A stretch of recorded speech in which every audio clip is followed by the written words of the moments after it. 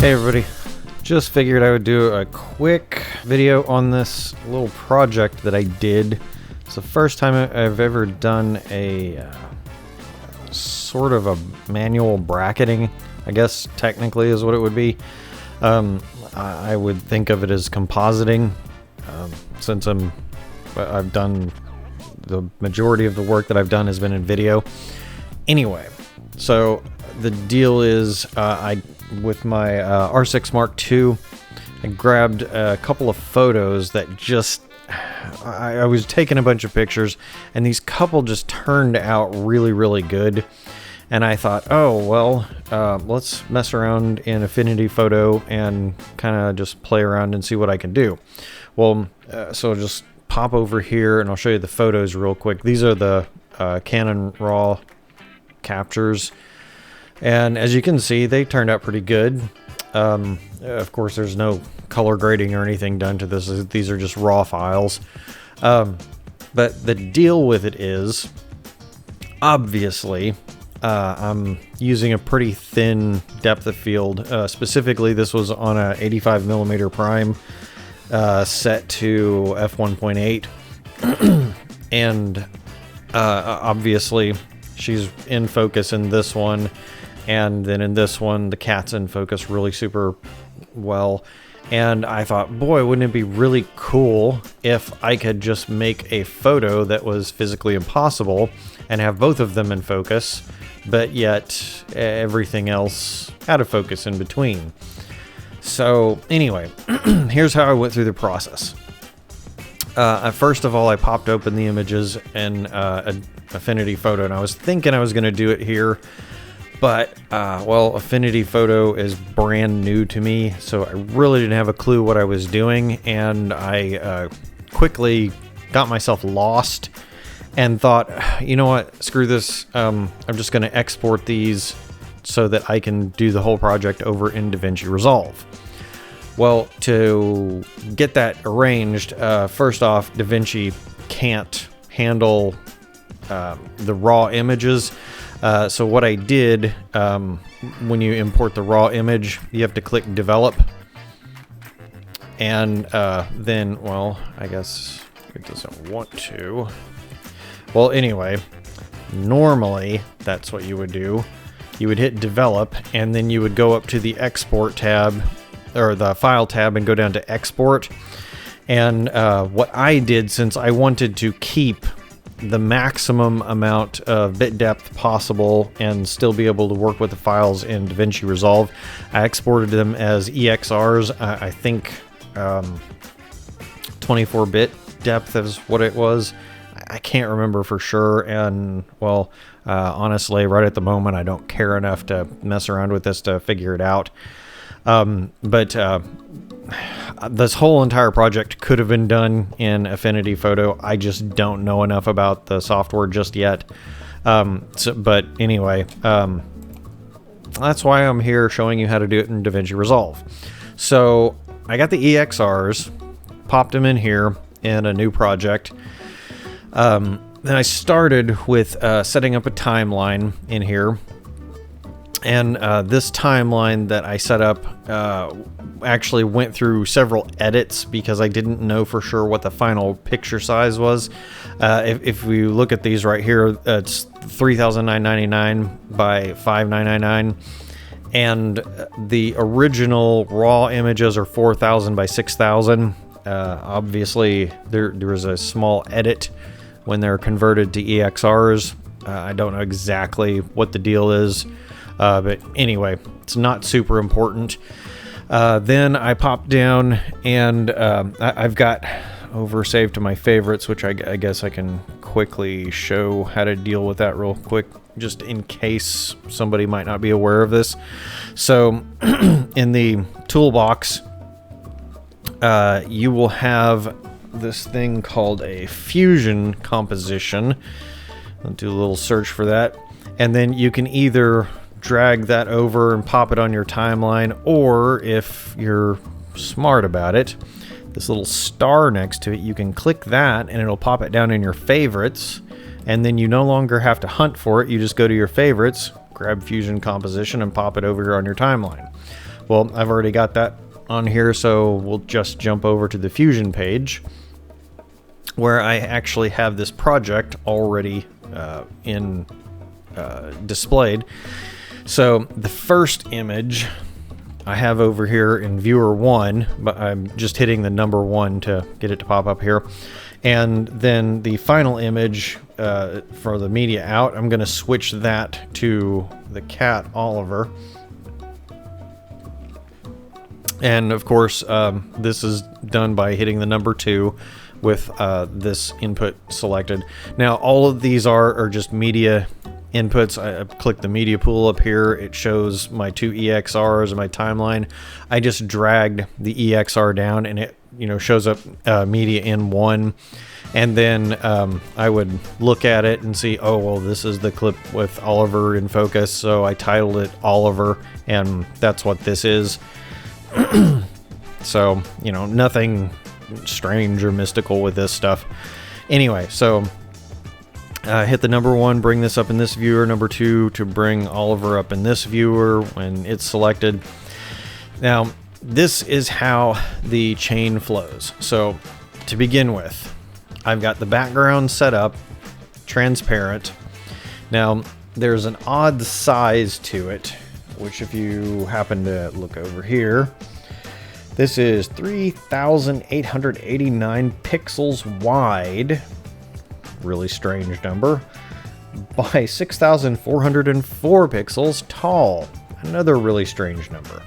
Well, what happens, I have these 2 images stacked together, obviously, but they're not aligned perfectly. And you can see this by just quickly glancing back and forth. In this image, Laura is totally in focus, but the top of her head's not cut off. And Oliver is completely out of focus, and he's kind of crouching a little bit here. Over on this image, Laura is completely out of focus, and the top of her head's a little bit cropped out, but Oliver is completely in focus, and you can see he's standing a bit in this one. But they fairly well align back and forth between the two if you use a little bit of imagination and kind of let it slide a little bit. They're reasonably well aligned. Not perfectly, and definitely not a camera side focus bracketing type deal. And so here's what I did. I thought, well, these would be really cool if I could just sort of stack these together and have it so that Oliver is really well in focus, but he goes out of focus as it progresses across his body, and then it comes back into sharp focus once it gets to Laura, which is a physically impossible image. So how did I do that? Well, first of all, let me disconnect this. What we have, and I will just go, I'll just go over here. So now we're looking at just the media out. And you'll notice down here, we have this big empty transparent area. So what's going on? Obviously, this is bigger than the original image, because if you remember, the original image was 1 pixel short of 4,000 and 1 pixel short of 6,000.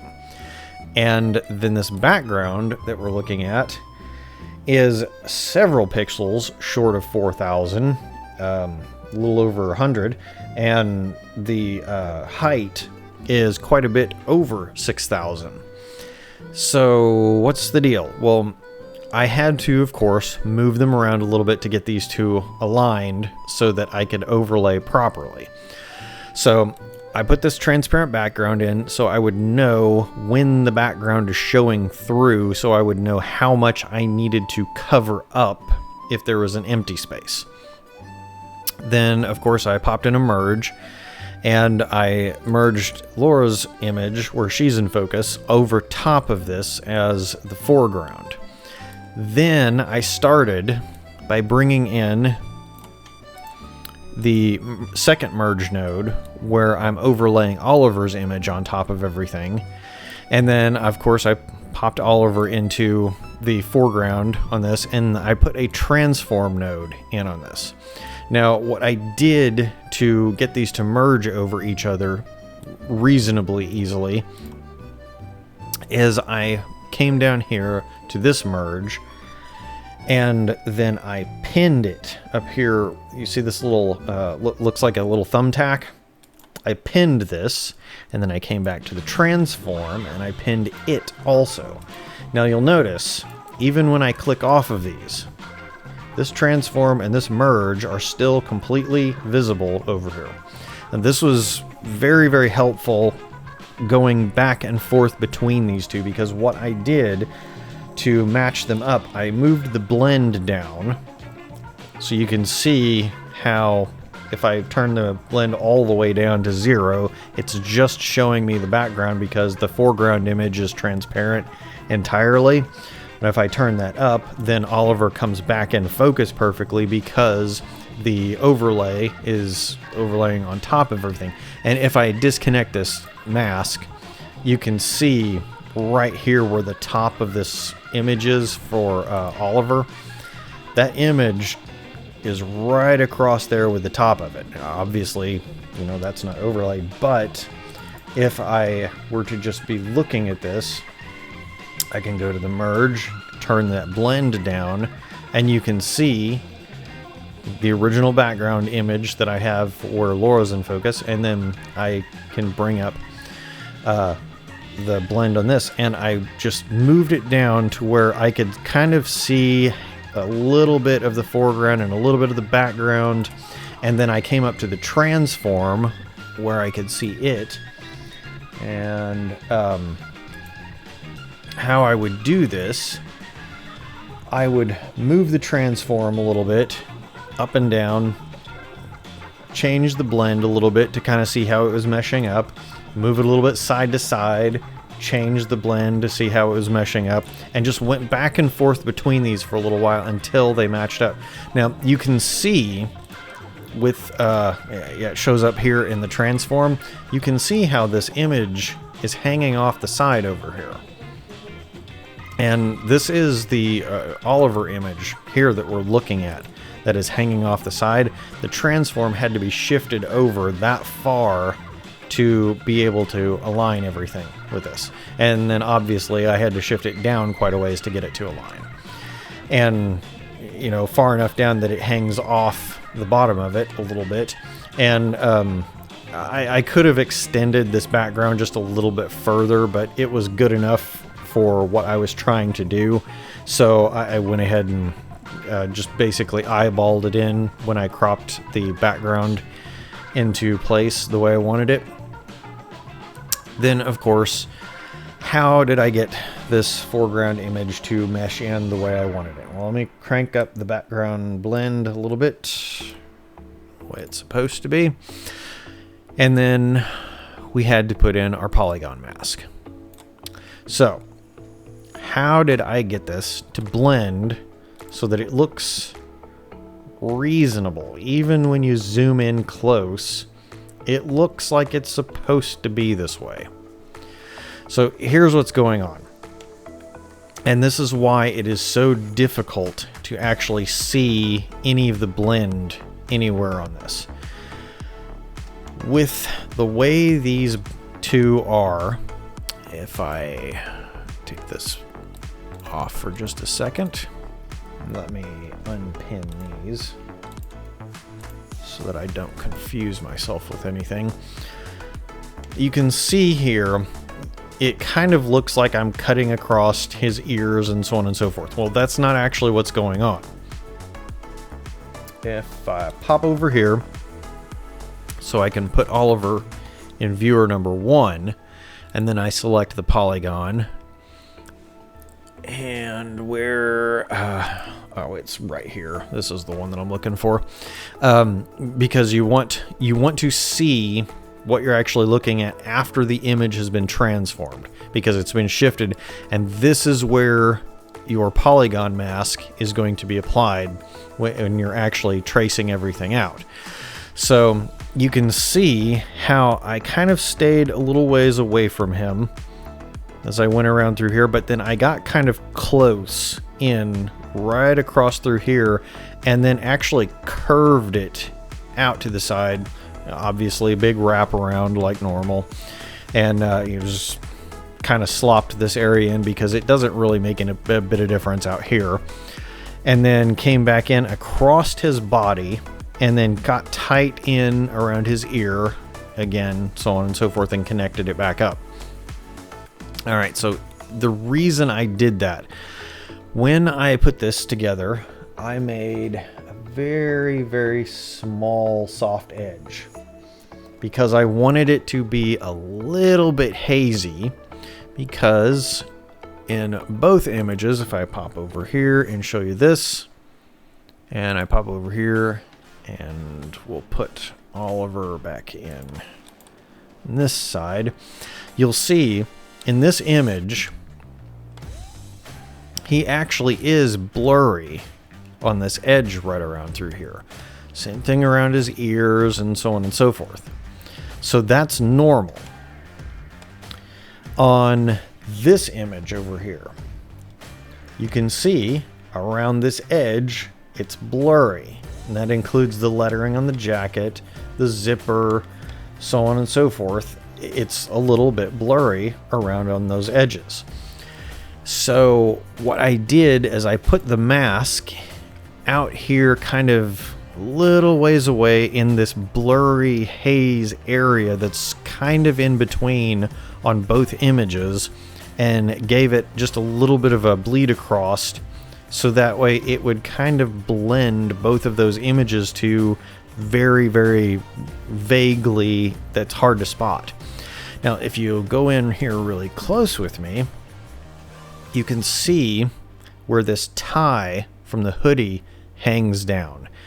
And you'll notice it is in very sharp focus. And you'll notice the mask is over here on this side of it. So let me connect this up, and then we'll pop over, put the viewer back in here, and zoom way, way in. And you'll see here on this final image output, this is in sharp focus.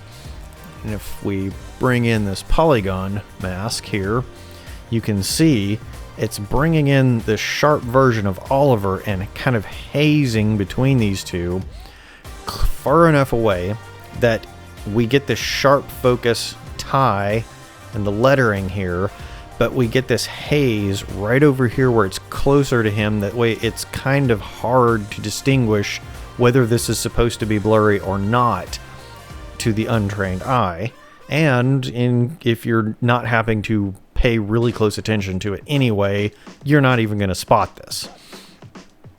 That's how these two images were seamlessly meshed together without really any notable artifacts or anything that are immediately visible.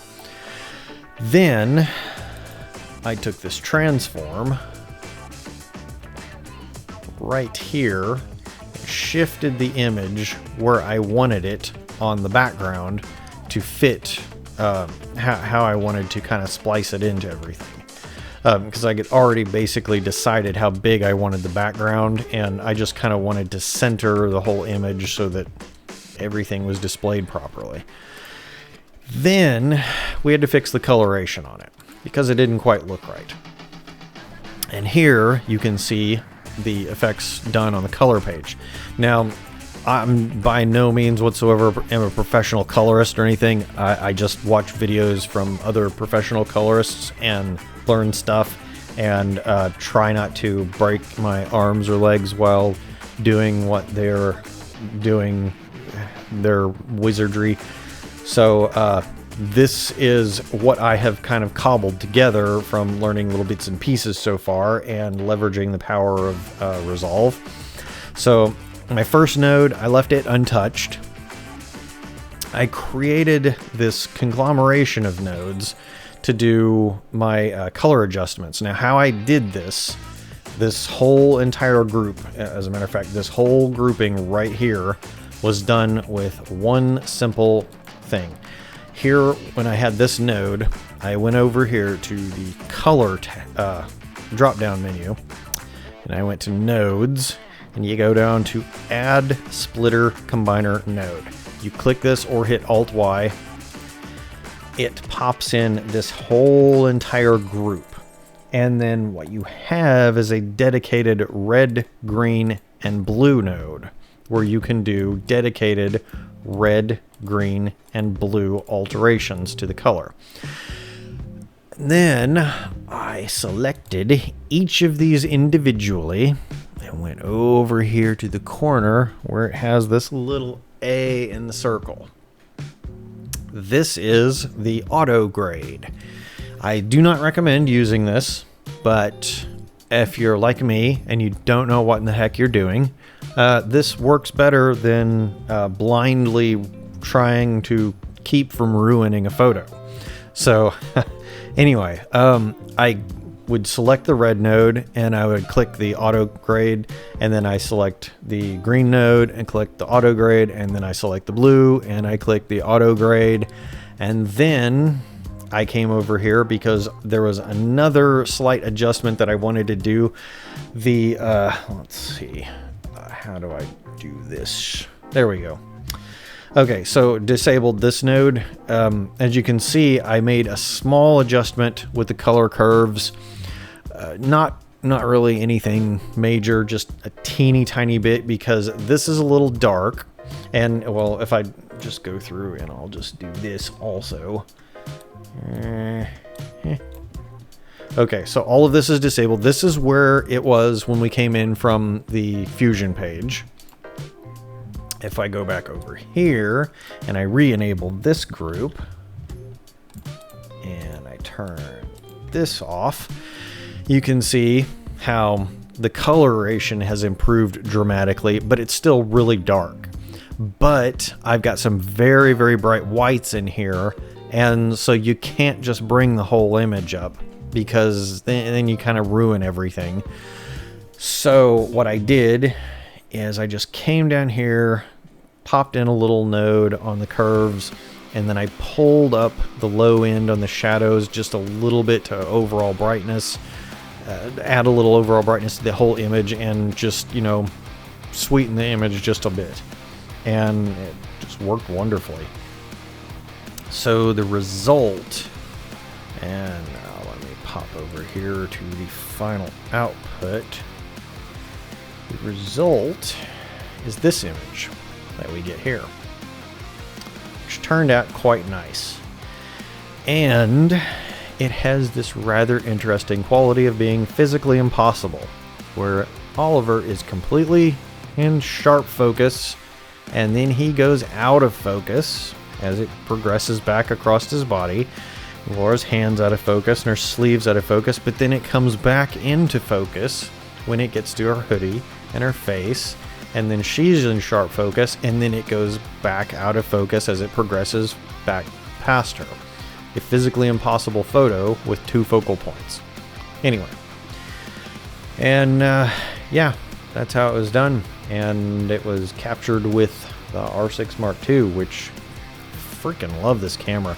And this was, and I admit this capture and this whole entire project was a total accident. I just happened to be kind of sitting down on the floor, and I looked up and I saw this picture of them sitting in a chair, and I was like, oh, that looks pretty cool. Let me grab a picture of that. Pop the camera up, and I just happened to hit the shutter twice and captured 2 different images where one of them it had locked on Oliver and the other one it had locked on Laura. So yeah, there you go. Hopefully that helps and gives you some sort of information that you didn't have before, and yeah, have an awesome day.